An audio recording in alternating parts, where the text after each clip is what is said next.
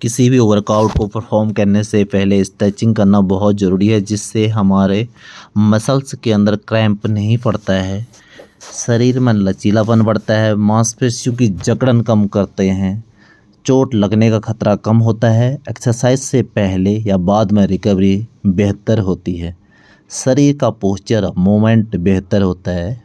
इसमें पहले आपने या तो अपने पैर से ऊपर की तरफ करना है या सर से लेके पैर की तरफ स्ट्रेचिंग करना है। देन आपने सबसे पहले नेक को रोटेट करना है, फिर अगेन आपने शोल्डर को रोटेट करना है, फिर आपने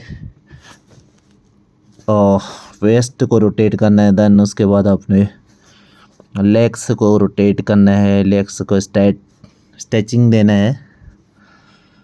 देन जैसे आपकी स्ट्रेचिंग ख़त्म होती है 5 से 10 मिनट आपने ज़रूर स्ट्रेचिंग को परफॉर्म करना है। उसके बाद आपने वार्म अप करना है। वार्म अप करना बहुत ज़रूरी है, जिससे हमारी बॉडी के जितने मूवमेंट्स पार्ट होते हैं देन वो काम करने लगते हैं। अगर हम स्ट्रेचिंग नहीं करेंगे तो हमारे बॉडी में क्रैम्प पड़ सकते हैं और हम वर्कआउट को अच्छी तरीके से परफॉर्म नहीं कर पाएंगे। देन आपने सबसे पहले या तो अपने अपर बॉडी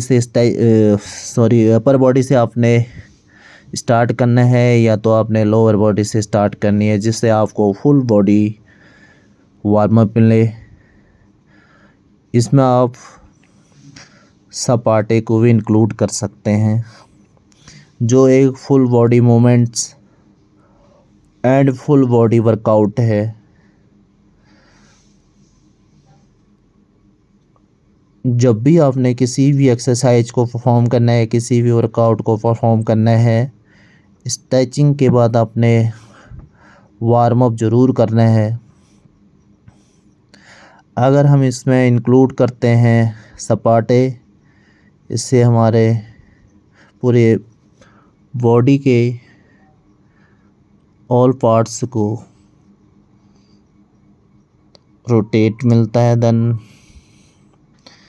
इसके बाद हमने स्ट्रेंथिंग एक्सरसाइज करनी है। देन जो लेग की एक्सरसाइजें होती हैं, लेग ही हमारा एक बॉडी का नींव है, जिससे हमारे टेस्टोस्टेरोन हार्मोन रिलीज होते हैं। देन इसके पहले हमने 12 के सेट, फिर 60 से 70 सेकेंड का रेस्ट, अगेन 10 का सेट, फिर 60 से 70 सेकेंड का रेस्ट, लास्ट हमने 8 का सेट परफॉर्म करना है।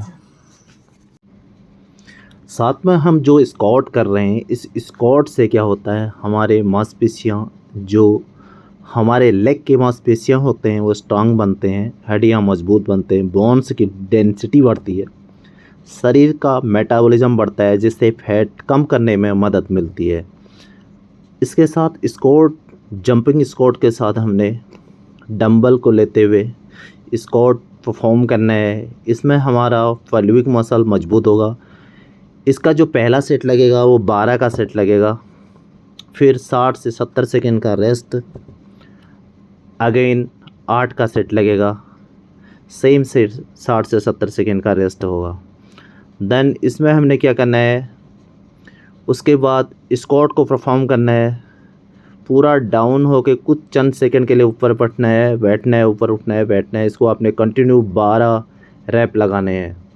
उसके बाद आपने रेस्ट करना है, फिर हमने 10 लगाने हैं, फिर 8 लगाने हैं। उसके बाद एक्सरसाइज चेंज करनी है। आपने बिल्कुल सीधी बॉडी रखते हुए स्टैटिक हालत में लेग्स को आगे की तरफ करते हुए लंजिंग, बिना वेट का लंजिंग करना है। ये भी आपने सेम पहले 12 का सेट, फिर सेकंड आपने 10 का सेट, फिर आपने 8 का सेट परफॉर्म करना है। इसके बीच में जो रेस्ट होगा, उस रेस्ट के दौरान आपने अन्य कोई एक्सरसाइज नहीं करनी है।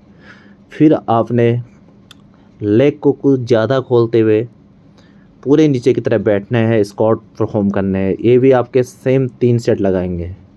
फिर आपने किसी वेट प्लेट को लेते हुए पहले लेफ़्ट से घुमाना है 12 बार, फिर आपने राइट से घुमाना है 10 बार। ये भी आपने 3 सेट परफॉर्म करने हैं। पहला सेट 12 का, फिर 10 का, फिर 8 का। इसके बीच में जो ब्रेक होगा वो 60 से 70 सेकंड का होगा। देन लास्ट आपने फिर जंपिंग स्क्वाट परफॉर्म करने हैं। जंपिंग स्क्वाट के आपने सेम पहले 12 का रैप लगाना है, 60 से 70 सेकंड का रेस्ट। देन सेकंड आपने 10 का रैप लगाना है, 60 से 70 सेकंड का रेस्ट। लास्ट सेट आपने रैप रेंज जो लगाना है 8 का लगाना है। अगर इन एक्सरसाइजों का आप परफॉर्म करते हैं, आपके बहुत जल्दी आपके मसल ग्रोथ होंगे। चोट लगने का खतरा कम होता है क्योंकि मांसपेशियों जोड़ों को बेहतर सहारा मिलता है। स्टेमिना और ऊर्जा बढ़ती है और बेहतर बॉडी शेप मसल डेवलपमेंट होता है। आत्मविश्वास बढ़ता है, मानसिक तनाव कम करने में मदद मिलती है। ज़रूर परफॉर्म करें इस वर्कआउट को।